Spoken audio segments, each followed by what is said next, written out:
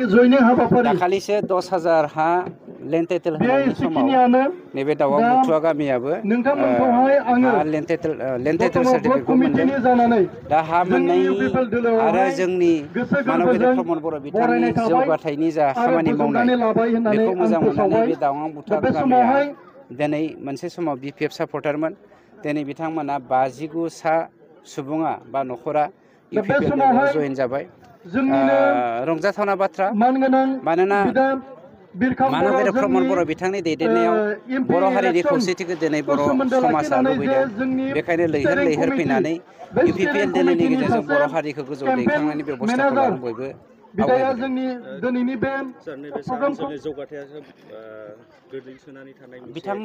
बिथांमोना land title सार्टिफिकेटखौनो मोनाखैमोन। गतिके दा मोनजेनबाय जालांसिगोन गासैबो सरकारनि गासैबो सुबिदाखौनो दिनैनिफ्राय मोननायनि लामायाव दंसै।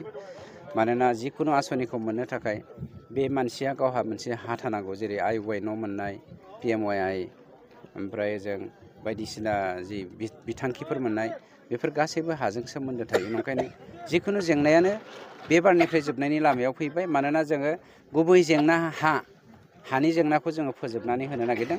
जेसेबां हानि जेंना दङ बेखौ जोङो 2025 मायथाइनि गेजेरावनो फोजोबनो बेबस्था लादों।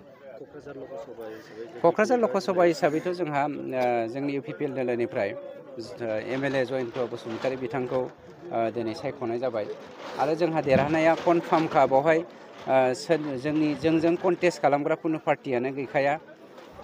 BPFनिफ्राय दिनै मा होनो खाम्फा बरगयारी बिथांखौ नाजाबाय थादोंमोन। बिथांमोननि गेजेराव दाङाबाजि जादों। मा होनो खांख्राइ 10ता आसि गोनां, माने खर' गैयै 10ता आसि गोनां मानसिखौ BPFआव सोना लानानै दिनै बिथांमोननि गेजेराव नांलाय खमलाय जागासिनो दङ। दुखुनांथाव, खाम्फा बरगयारी बायदि सासे दैदेनगिरिखौ BPFनि गोरबोआव जे थावनि होआखै, बेखौ जोङो दुखु नांदों। बिथाङा BPFआवनो था, गुबुन पलिटिकेल पार्टियावनो था, बेखौ जों बुंनो नागिरा। बिथाङा सासे BPFनि गायसनगिरि लिडार। गतिके बिथांखौ मान होनो रोङिया हाग्रामानि थाखाय लाजिथावना बाथ्रा। BPFनिफ्राय जे खाम्फा बरगयारीखौनो जे दिनै बिजाथि महरै फसंबाय सार क'क्राझार हिसाबै। वेलकाम, बिथांनो आंनिफ्राय कंग्रेसुलेसनबो होबाय आरो आंनि जानानै आरो बिथांनो बेस्ट अफ लाकबो हरनाय थादों। कन्टेस्ट खालामथों, खिन्थु आं मोनसेल' बाथ्रा बुंनो नागिरदों नोंथांमोननि मिडियानि गेजेरजों। हाग्रामाया खाम्फाखौ धंस' खालामनोसो बेबस्था लादों।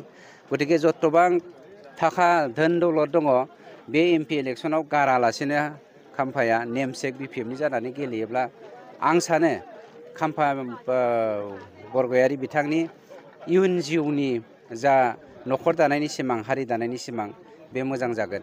थाखा गारनानै लाब गैया। थाखा गारनाय माने BPFनिफ्राय खाम्फाया किक आउट जानाय, बियो धंस' जानाय। फरायफुनाय लाइमोनफोरा आथिखालाव जे ससियेल मिडियायाव गोबां आरजाथावै माखासे बाथ्रा बुंनायखौ नुनो मोनो सार। बयहाबो बुंनो मोन्थाय दङ, खिन्थु गावनि खर'खौ मोजां खामानियाव बाहायनाया बयनिबो गोनांथि दङ। दिनै जोंनि गोबां सेंग्रा सिख्लाफ्रा, मेक्सिमामलि BPF सापर्टारफ्रा ससियेल मिडियाखौ माने गोरोन्थि लामाजों लांगासिनो दङ। थुंग्रिया, फारनै गोबौ थानाय थुंग्रिया फारसेजों दानोबा फारसेजोंबो बौवो। गतिके बिनि थाखाय सांग्रां जानांगोन।